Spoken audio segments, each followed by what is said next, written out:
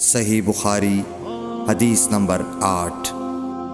حدثنا عبيد الله بن موسى قال أخبرنا حنظلة بن أبي سفيان عن عكرمة بن خالد عن ابن عمر رضي الله عنهما قال قال رسول الله صلى الله عليه وسلم بني الإسلام على 5: شهادة أن لا إله إلا الله وأن محمد رسول الله وإقام الصلاة وإيتاء الزكاة والحج وصوم रमज़ान।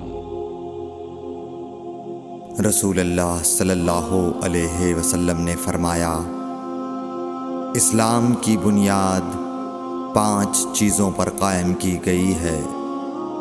अव्वल गवाही देना कि अल्लाह के सिवा कोई माबूद नहीं और बेशक हज़रत मोहम्मद सल्लल्लाहु अलैहि वसल्लम अल्लाह के सच्चे रसूल हैं, और नमाज कायम करना और ज़कात अदा करना और हज करना और रमज़ान के रोज़े रखना।